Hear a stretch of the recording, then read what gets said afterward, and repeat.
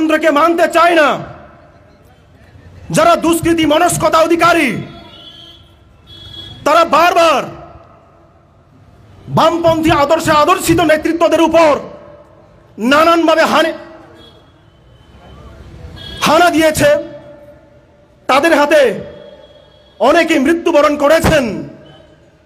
কিন্তু আমাদের কমরেড মৃত্যু হলেও তার মৃত্যু হয় না।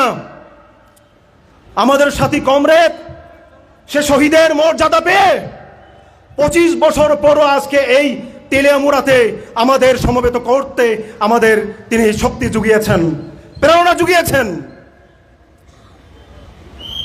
এই তো 25 বছর আগের ঘটনা। ইদানিং সময় 2018 সালের পর থেকে রাজ্যের আনাচে কানাচে বিভিন্ন প্রান্তে আমাদের কমরেডদের উপর যেরকম ভাবে বিজেপি, আইপিএফটি এবং তীব্রামথের দুষ্কৃতীরা আঘাত হেনেছে, আমরা প্রতিরোধ গড়ে তুলেছি। এবং আমার বিশ্বাস আগামী দিন আজকের এই সমাবেশ স্থল থেকে রাজ্যের বিভিন্ন প্রান্তে এর মেসেজ, এর বার্তা পৌঁছে যাবে।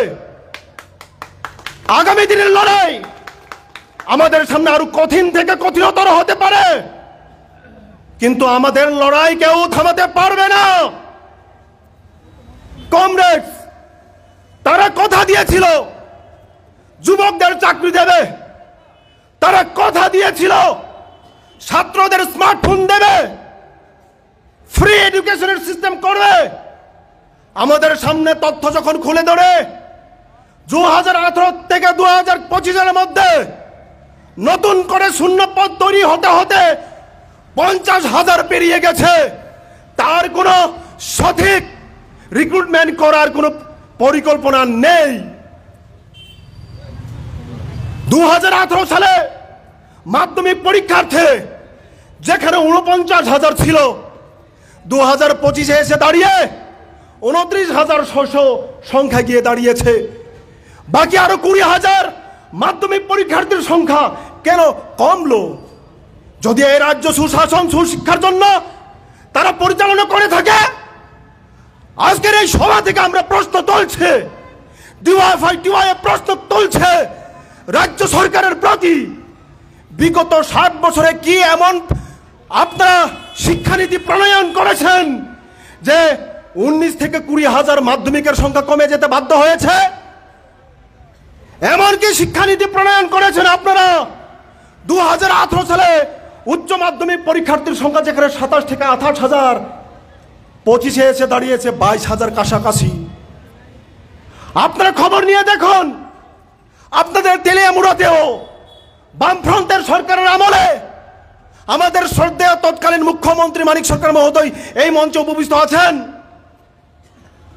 ওনাদের নেতৃত্বে সাধারণ ডিগ্রি কলেজ হয়েছিল।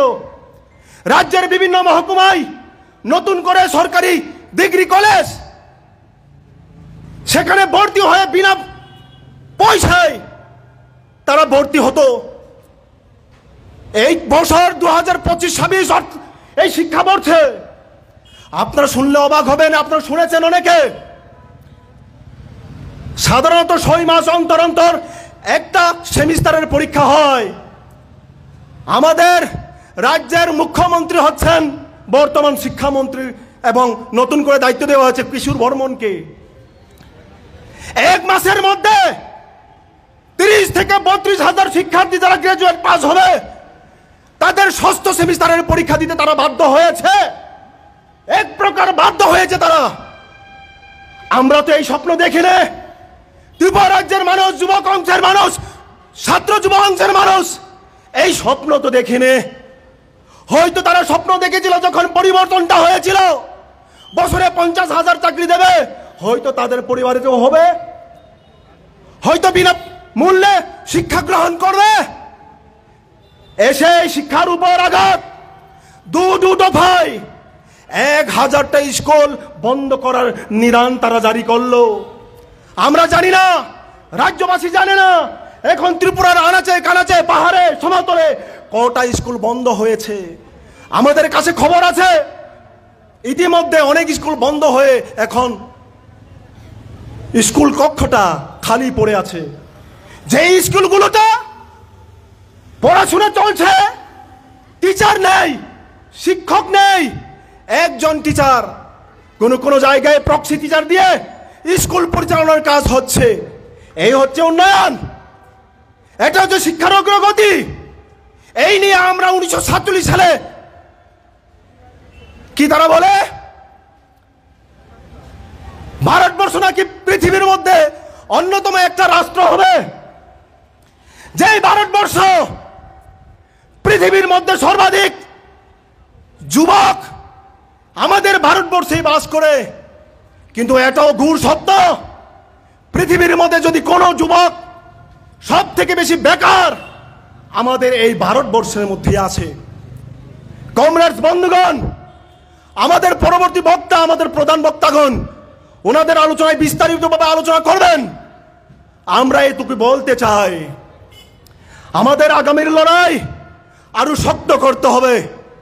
আমাদের বুথে বুথে বিভিন্ন ইউনিটে, প্রাথমিক কমিটি অঞ্চলগুলোতে, বিভিন্ন বিভাগগুলোতে আমাদের নেতৃত্বকে আরো শুতে যেতে হবে। কমরেড, তারা মিথ্যে কথা বলবে, জাতি উপজাতির মধ্যে দাঙ্গা বাঁধানোর জন্য তারা বিভিন্ন কথা বলবে, মানুষের সামনে বিভ্রান্তিকর তথ্য তুলে ধরে মানুষকে, যুব অংশের মানুষকে তারা বিভ্রান্ত করার চেষ্টা করবে।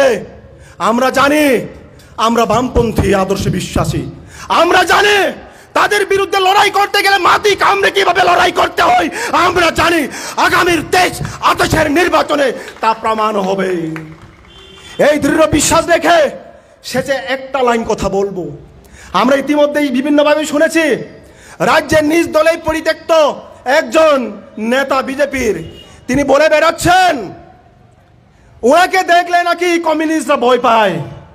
আসলে শয়নে স্বপনে বাজারে অফিসে উনি কমিউনিস্টদেরকে ভয় পান বলেই এই কথাগুলো বলছেন। ডক্টররা বলেন জলাতঙ্কে একবার যদি আক্রান্ত হয়ে তার লক্ষণ দেখা দেয় সেই রোগী আর বাঁচে না। বামাতঙ্কে আক্রান্ত হয়ে যে নেতা বিজেপির এই কথা বলছেন,